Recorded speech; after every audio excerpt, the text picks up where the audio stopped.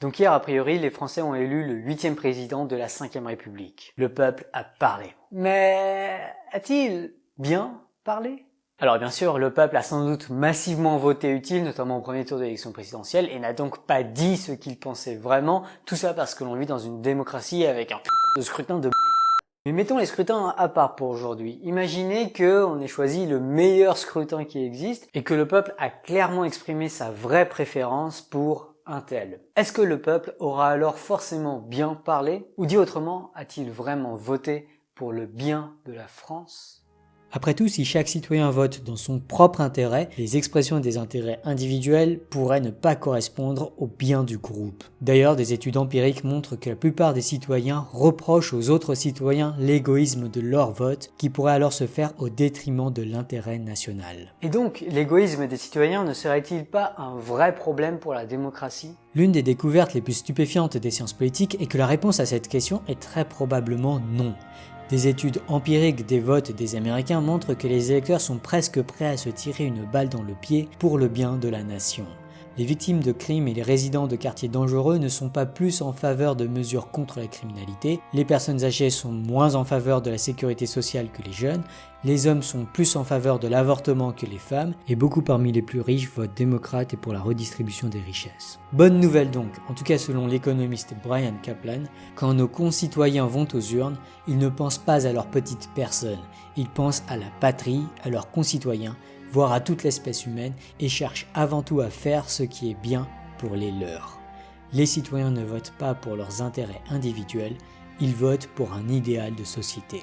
Je vous invite à méditer ça. Si un communiste veut plus de redistribution des richesses, ce n'est en général pas pour qu'il puisse glandouiller dans son coin et profiter du travail des autres. À l'inverse, si un capitaliste veut moins de régulation des marchés, ce n'est en général pas pour qu'il puisse s'enrichir au profit du travail des autres. Communistes et capitalistes veulent en fait tous la même chose, une société où tout le monde se porte mieux. Mais alors si chacun des citoyens vote pour ce qu'il pense être l'intérêt national, il nous suffirait d'être une vraie démocratie pour résoudre tous les maux de nos sociétés, non?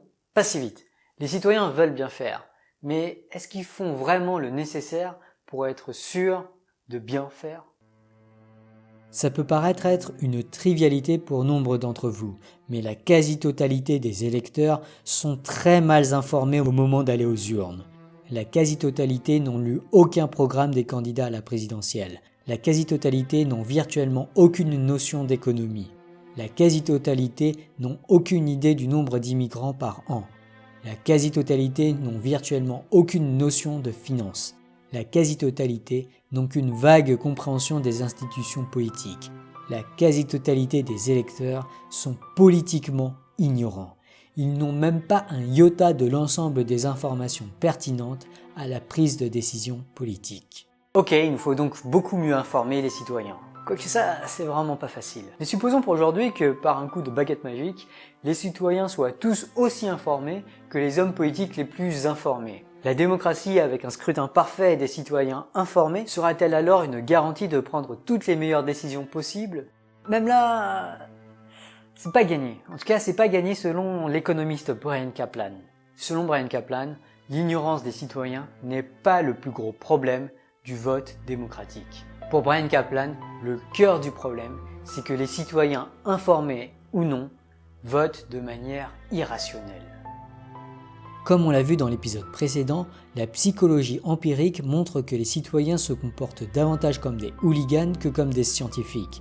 Bien souvent, une intuition émerge en eux, parfois en quelques millisecondes seulement, parce que tel ou tel mot a été utilisé ou à cause des traits physiques de l'interlocuteur, et dès lors, toute nouvelle information sera interprétée de sorte à justifier cette intuition. Et les biais cognitifs associés à cette auto-persuasion sont nombreux. Les citoyens sont victimes du biais de confirmation, qui les pousse à chercher plus longuement de l'information qui conforte leur intuition. Les citoyens sont victimes de la dissonance cognitive, qui les pousse à rejeter, souvent inconsciemment, ce qui contredit leurs intuitions. Les citoyens sont victimes du raisonnement motivé, qui consiste à fixer l'objectif du raisonnement avant de commencer à raisonner. Les citoyens sont victimes du biais de disponibilité, qui les pousse à centrer leur raisonnement sur les exemples qu'ils ont en tête, exemples souvent générés par et pour leurs intuitions. Les citoyens sont victimes du communautarisme idéologique, qui les pousse à préférer échanger avec ceux dont ils partagent déjà les idées. Les citoyens sont victimes de la pression des pairs, qui les pousse à suivre l'avis de ceux dont ils sont les plus proches. Mais surtout, les citoyens informés sont beaucoup trop sûrs d'eux-mêmes. À l'instar des étudiants de Derek Muller, ils ne comprennent pas qu'ils ne comprennent pas le monde de la politique. Malgré leur manque de familiarité avec des notions basiques mais ô combien contre-intuitives de statistiques, de sciences cognitives ou d'économie, les citoyens restent persuadés que leur camp est le bon camp et que leur choix de camp est une décision parfaitement justifiable et justifiée. Or, comme le dirait le mathématicien John von Neumann, si les gens ne croient pas que les mathématiques sont simples, c'est parce qu'ils ne se rendent pas compte d'à quel point la vie est compliquée. Or, cette irrationalité, c'est pire que l'ignorance, parce que vous pourrez peut-être soigner l'ignorance par de l'information, mais soigner l'irrationalité demande beaucoup plus de travail. Mais d'où vient cette irrationalité des citoyens au moment du vote? Après tout, Bryan Caplan est un économiste et en tant qu'économiste, il trouve ça parfaitement raisonnable de modéliser les êtres humains comme des êtres rationnels, en tout cas dans le contexte de l'économie. Mais pour Bryan Caplan, le vote démocratique n'a rien à voir avec les décisions que l'on prend en économie. En effet, en économie, le choix d'un mauvais produit, d'un mauvais client ou d'un mauvais dirigeant peut avoir des conséquences économiques immédiates sur les acheteurs, les vendeurs et les producteurs. On l'a vu, dans le jeu de l'économie, ne restent que les acteurs qui ont su bien jouer le jeu. Cependant, le cas de la démocratie est l'exact opposé. Les citoyens qui ont mal voté ne sortent pas du jeu, ils restent en jeu. Pire encore, si ces citoyens ont voté pour un candidat qui n'a pas été élu, alors le candidat en question ne pourra pas les avoir déçus et ces citoyens ne verront aucune raison de remettre en cause leur vote. Mais qu'en est-il des électeurs qui ont voté pour un candidat qui a été élu et qui a déçu? On observe alors empiriquement que bien souvent, si certains de ces électeurs changent alors leur vote, beaucoup persistent à voter pour le parti du candidat en question. Les vrais électeurs de droite continuent à voter à droite et les vrais électeurs de gauche continuent à voter à gauche. Et ça paraît vachement irrationnel. Mais pour Bryan Caplan, il y a une explication très simple à cela. Si chaque citoyen qui a voté pour un candidat qui a déçu peut regretter son vote, aucun électeur ne se sent vraiment responsable de l'élection du candidat. Après tout, chacun de nos votes n'a virtuellement aucun effet. La probabilité qu'un vote soit décisif est comparable à la probabilité de gagner au loto. Elle est d'environ 1 sur le nombre d'électeurs, soit en France 1 sur quelques millions. Et je parierais même que si jamais il y avait une élection qui se joue à quelques centaines de voix seulement, il y aurait alors tellement d'incertitudes quant au résultat final que le résultat de l'élection serait sans doute annulé.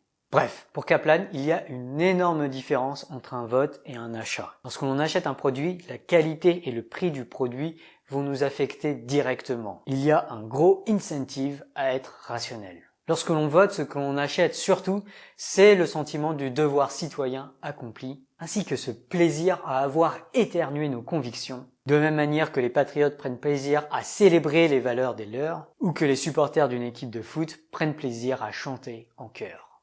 Un vote uniquement guidé par l'hooliganisme politique s'accompagne de jouissances psychologiques, alors qu'un vote raisonné requiert d'énormes efforts intellectuels pour démêler le vrai du faux et anticiper les conséquences sociétales, et s'accompagne d'une probabilité quasi nulle d'avoir un effet quelconque. Dès lors, pour Caplan, les citoyens ont tout intérêt à voter selon leurs intuitions et conformément à l'hooligan politique qui sommeille en eux, et il serait irrationnel pour eux de dépenser du temps et de l'énergie pour voter de manière informée et rationnelle. Selon Caplan, les citoyens sont non seulement irrationnels dans leur vote, ils sont même rationnellement irrationnels. La dernière fois, on a parlé d'hooliganisme politique et Simon Lépineux nous renvoie vers un article qui est récemment publié sur le site de Harvard qui renvoie à une publication scientifique en psychologie qui montre que les individus se comportent de façon morale non pas à cause des incentives. Et donc cette remarque, elle remet carrément en cause le fait d'appliquer la théorie des jeux à tout bout de champ, a priori. En fait, pas tant que ça, parce que dans les modèles de théorie des jeux, en fait, chacun fait ce qui est bien pour lui et selon lui. Et dans le selon lui, on peut inclure des jugements moraux et notamment le fait que les gens, par exemple, considèrent qu'il est mal de voler et qu'il serait mal pour eux, selon eux, qu'ils soient en train de voler. Ça peut être complètement inclus dans un modèle de théorie des jeux. Et d'ailleurs, à ce sujet des coups psychologiques à faire des choses qui sont mal, je vous conseille vraiment encore le livre de Jonathan Haidt qui parle très bien des jugements moraux que l'on attribue à diverses choses et qui fournit aussi une explication évolutive à tout cela. Et d'ailleurs, on y reviendra parce que, notamment dans la troisième partie de ce livre, il lit tout ça à notamment la théorie des jeux évolutionnaires et la théorie de la coopération. On y reviendra plus tard dans cette série sur la démocratie. Le chevalier Pingouin nous demande si suivre nos intuitions c'est vraiment si mal que ça. Il affirme même, je cite, que la seule bonne manière de penser, c'est de penser comme on le souhaite. Je suis pas tellement d'accord avec cela. Ça dépend ce que ça veut dire penser. Je pense qu'il faut séparer deux choses, les opinions et ce qu'on pense que le monde est. Autrement dit, à mon sens, il faut séparer ce qu'on appelle la pensée descriptive, c'est-à-dire on décrit le monde tel qu'il est, et la pensée normative ou prescriptive qui essaie de décrire comment le monde devrait être. Je pense que c'est deux domaines très différents. Et en effet, lorsqu'on essaie de se penser ce que l'on devrait être, a priori, c'est pas facile. Enfin, il y a pas une façon de dire ce que le monde devrait être et on peut avoir des avis très différents. Et d'ailleurs, c'est toute la problématique de la théorie des jeux, c'est notamment de la théorie des scrutins, c'est étant donné des préférences différentes des gens, c'est-à-dire des pensées normatives différentes chez les différents individus d'un peuple. Comment est-ce qu'on peut combiner ces préférences normatives de différents individus pour prendre des décisions qui s'appliquent à tout le monde? Et j'insiste un petit peu sur ça, la vraie difficulté de la politique en général, par politique j'entends pas le monde politique tel qu'il est aujourd'hui, mais la manière d'organiser les sociétés pour que différents individus vivent ensemble, la grosse difficulté qui vient avec la fédération de différentes personnes avec différentes pensées normatives, c'est que ce qu'un veut peut être complètement incompatible avec ce que l'autre veut et du coup il va falloir faire des concessions si on veut continuer à vivre en société. Et je me permets quand même de dire que le concept de société en général dans l'histoire de l'humanité nous a permis quand même de vachement améliorer nos qualités de vie. Si chacun d'entre nous vivait tout seul dans la forêt, ça serait compliqué pour nous tous. Et dès lors, si on essaie de vivre ensemble, il faut au moins essayer de s'accorder sur certaines pensées communes. Et si en particulier on est capable de trouver des pensées normatives communes à toute une société, ça peut quand même aider pas mal à fédérer les gens et à organiser la société pour nous permettre de vivre ensemble et de mieux vivre ensemble. À l'inverse, la pensée descriptive, d'essayer de décrire tel que le monde est, a priori, ça, c'est quelque chose qui est beaucoup moins subjectif. Et il y a des manières de penser le monde qui sont non seulement fausses, mais qui sont même pas du tout pertinentes et qui risquent d'être très détrimentales au futur de la personne qui pense ce genre de choses. Encore une fois, tous les modèles sont faux. Certains sont utiles, ça serait bien quand même de connaître ceux qui sont utiles. Adam Tiller me demande si l'hooliganisme est une fatalité selon moi. Non, pas du tout. Je pense qu'on peut très bien changer d'avis, mais il faut du temps. Il faut du temps. Et je pense surtout qu'il est très utile. En tout cas, il m'a été très utile d'être conscient de mon hooliganisme politique parce que l'hooliganisme politique me renfermait toujours sur les mêmes sujets et toujours la même façon de penser le monde. Et sortir de cet hooliganisme politique, donc ça peut se faire avec le temps et en fréquentant des personnes qui ont un point de vue très différent du nôtre. Mais je pense que le plus simple et le plus rapide, le mieux, c'est encore d'être conscient de son hooliganisme politique, mais aussi des hooliganismes politiques des autres personnes à qui on parle, pour voir quelle est la meilleure façon de leur parler, d'adapter le message à chaque fois à la personne à qui on parle. Je pense que c'est très important. Une même phrase peut très bien passer pour un certain auditoire et très mal passer, avoir un effet détrimental pour un autre auditoire. Donc mon propos dans la vidéo précédente, c'était pas de dire voilà, on est tous des hooligans politiques, c'est la fin du monde, on est tous enfermés dans nos convictions et c'est fini. Mon but dans la vidéo précédente, c'était surtout pour aider les gens à prendre conscience de leur hooliganisme politique pour pouvoir amener de meilleurs débats et amener une façon de réfléchir qui ne soit pas collée à l'intuition et qui permet un peu de sortir un petit peu de notre mode de pensée d'hooligan politique. Ce qui me permet de rebondir sur la question de Quentin Menard qui demande s'il y a un moyen de réfléchir en oubliant son intuition. Je pense que le plus important, c'est un truc que j'essaie vraiment de mettre en avant sur toutes mes vidéos Sense for All, c'est à mon sens qu'il faut apprécier tout ce qui est contre-intuitif, il faut apprécier le fait de convaincre notre intuition que notre intuition a tort. Et c'est un kiff qui est souvent très récurrent chez les scientifiques. on aime avoir tort. On aime quand l'expérience montre que la théorie est fausse, parce qu'à ce moment-là, on peut se remettre en question, on peut avancer, parce que c'est en débloquant notre intuition bien souvent que l'on fait les plus grands progrès. Bref, je pense que la meilleure façon de penser sans son intuition, c'est essayer de montrer que notre intuition a tort et de prendre plaisir à montrer que notre intuition a tort. Xavier Lurton nous demande comment du coup influencer d'autres personnes si les autres personnes se renferment dans leur hooliganisme politique. Comment est-ce qu'on peut quand même les convaincre? Et en pratique, on arrive quand même avec le temps à convaincre les uns et les autres. Bien souvent, en tout cas selon Jonathan Haidt, ce qui va permettre de convaincre quelqu'un de telle ou telle position, c'est en jouant plus sur les émotions et en jouant plus en fait avec l'hooligan politique de l'autre personne plutôt qu'avec la raison. Un débat d'avocats. En fait, les avocats communiquent très très mal d'une certaine manière. Donc, quand je dis avocat, je pense à la raison, c'est de mettre en avant des arguments rationnels. Ce qui va plus influencer les gens, c'est plus au niveau émotionnel, au niveau de l'hooligan politique. Si on peut essayer de convaincre l'hooligan politique en l'autre que telle position est séduisante, intéressante aussi, c'est quelque chose qui, en tout cas selon Jonathan Haidt, marchera beaucoup mieux en général que d'y aller avec la raison. Et c'est pourquoi, bien souvent, on va davantage préférer suivre les opinions des gens que l'on admire déjà plutôt que des gens qu'on ne connaît pas, voire des gens que l'on n'aime pas. Quant à moi, sur Science for All, si vous réfléchissez toute la série de vidéos, et on va aller assez loin dans cette série de vidéos où je vais vous mettre des idées qui seraient très très très mal passées si j'avais fait directement une vidéo là-dessus, et peut-être à la fin de la série, voilà, peut-être que vous n'avez pas trouvé ça scandaleux ce que je vais dire, peut-être que vous trouverez ça quand même scandaleux, on verra. Mais en tout cas, ma stratégie, moi, ça a été d'essayer déjà de vous parler de choses qui n'ont pas vraiment à voir avec ce dont j'ai vraiment envie de parler dans cette série. D'essayer de vous séduire un peu avec des jolies mathématiques, une analyse sociologique, psychologique de la manière dont les gens votent, plein de résultats établis. Puis j'ai essayé surtout de remettre en cause vos intuitions, d'essayer de penser les choses différemment, toujours en essayant d'être séduisant dans la manière dont on remet en cause les intuitions des uns et des autres, et notamment de nous-mêmes. Parce que je pense que le gros problème, c'est que souvent les gens sont très très sûrs des opinions qu'ils ont, et du coup, tant qu'elles n'ont pas été remises en cause, ça sert à rien d'essayer de mettre d'autres opinions dedans. Et j'espère qu'une fois qu'on aura remis en cause pas mal de choses, on pourra commencer à reconstruire et à essayer de mettre des idées qui me semblent plus intéressantes que les débats classiques de politique. Alexis du 92 500 nous demande du coup si ça sert à rien les débats politiques. Si, ça peut servir les débats politiques, à condition que ça ne parte pas dans un match de boxe entre hooligans politiques. Malheureusement, en pratique, c'est très souvent le cas, et en pratique, je trouve que, en tout cas, ça fait pas avancer le débat. Donc si on est entre amis et que chacun se renferme dans son hooligan politique, la discussion sert à rien, elle tendance plutôt souvent même à énerver les uns et les autres, à antagoniser plus qu'à autre chose, à moins que vous réussissiez à structurer le débat pour éviter une confrontation frontale entre hooligans politiques.